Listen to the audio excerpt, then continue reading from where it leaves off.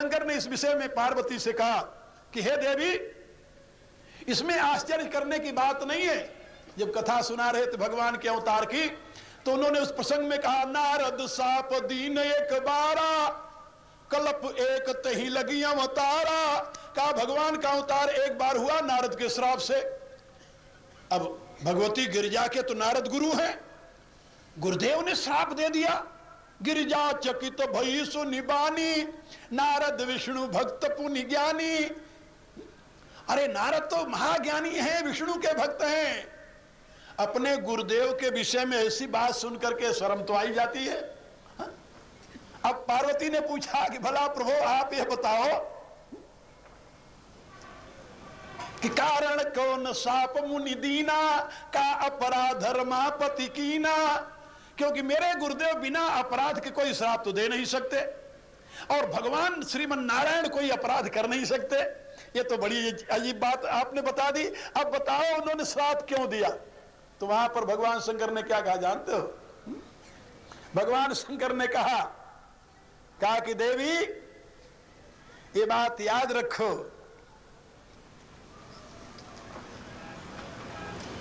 बिहसी कहो शिव उमासन, ज्ञानी मूढ़ न कोई, यही जब रघुपति जस करई सो तस तेहि क्षण होई।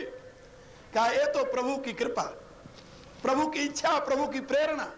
सही में नारद अज्ञानी होने वाले नहीं, नारद क्रोधी होने वाले नहीं, नारद कामी होने वाले नहीं, लेकिन प्रभु की इच्छा कोई लीला विशेष करने की हुई तो नारद को उस प्रकार का बना दिया और उनके द्वारा श्राप भी ले लिया। तो इसी प्रकार से यही क्षण रघुपति जस करई सो तस्ते क्षण हो, यही समझ लीजिए बिचारी कैकेयी अब जस का पात्र बनी।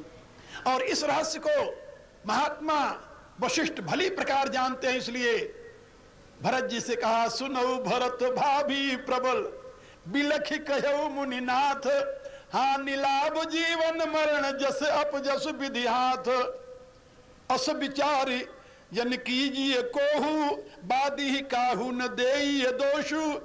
इसलिए तुम सोच मत करो और व्यर्थ में किसी को तुम दोष मत दो, दोष मत दो। फिर क्या करना चाहिए? कहा तुम राज्य करो, करऊ राज परिहरऊ गलानी, मानव मोर वचन हित मानी। हाँ, एक बात गुरुदेव ने और साथ में कह दी कि यदि तुम्हारी इतनी श्रद्धा है राम में, तो सौंप्यऊ राज राम के आए, सेवा करे स्नेह सुहाए। कहा जब राम लौट करके आवे 14 वर्ष बाद, तब तुम राज्य उनको सौंप देना और प्रेम से उनकी सेवा करना।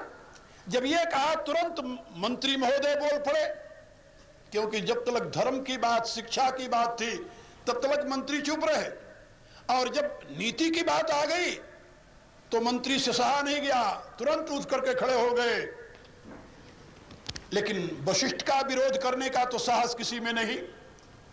कहा कीजिए गुरु आयसु अवश्य, कह सचिव कर जोरी। हाथ जोड़कर सुमंत ने कहा अवश्य गुरुदेव की आज्ञा का आप पालन कीजिए। लेकिन ये जो गुरुदेव कह रहे हैं,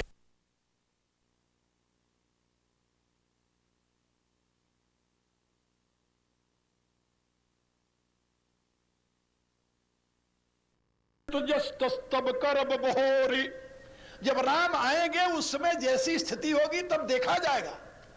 राज लौटाने की प्रतिज्ञा अभी क्यों की जाए? कैकेयी ने वरदान इसीलिए 14 वर्ष का मांगा है, क्योंकि कोई व्यक्ति यदि 12 वर्ष तक किसी स्थान पर काबिज रहे तो बाद में उसको कोई वहां से हटा नहीं सकता। आज भी ये कानून है, ये तो आप लोग जानते हैं ना। हाँ, यदि कोई व्यक्ति किसी स्थान पर 12 वर्ष तक काबिज रहे तो कोई उसको हटा नहीं सकता। इसलिए जब राज पर 12 वर्ष तक राज भरत जी कर लेंगे तो 2 वर्ष बाद 14वें वर्ष आकर के राम राज के अधिकारी कैसे बन सकते हैं? इसलिए कीजिए गुरु आयसु अवश्य, कहे सचिव कर जोरी, रघुपति आए उचित जस तस्तब करब बहोरी। ये नीति की बातें हैं, उस समय जैसी परिस्थिति होगी वैसा किया जाएगा। गुरुदेव की आज्ञा का समर्थन मंत्री ने भी कर दिया। लेकिन मंत्री के पश्चात अब भरत के लिए केवल एक अवलंबन रह गया। भरत देखने लगे माता कौशल्या, शायद माता कौशल्या मेरे हित की बात कह रहे हैं। भरत ने माता कौशल्या की तरफ देखा।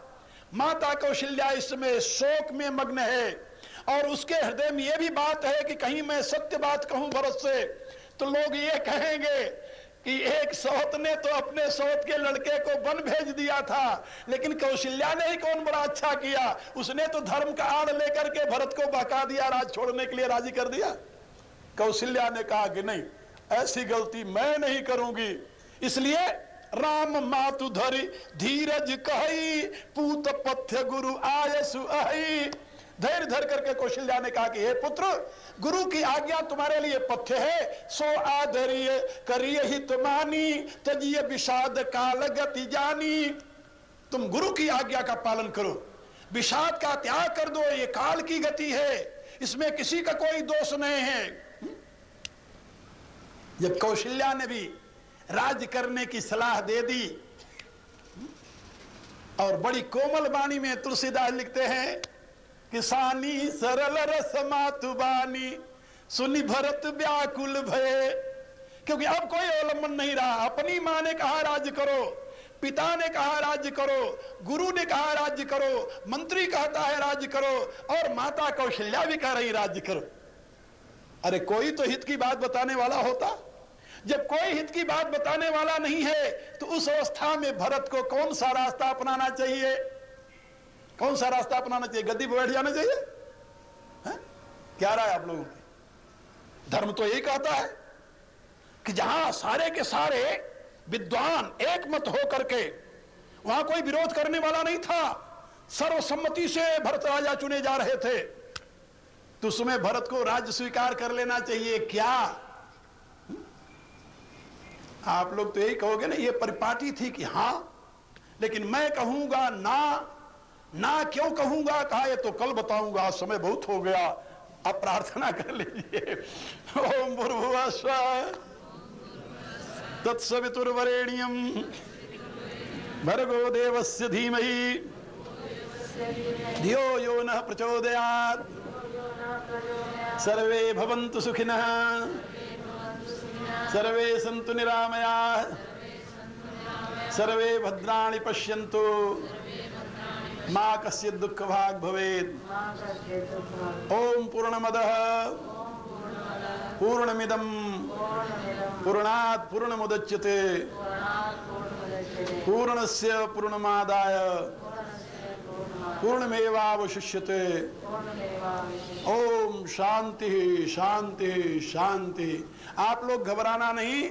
चंद्रमा उदय होता है 9:30 बजे आज, और हम आपको 9:15 बजे छुट्टी दिए हैं। जल्दी दौड़ कर जाओ, नहीं झिड़कियां पड़ेंगी।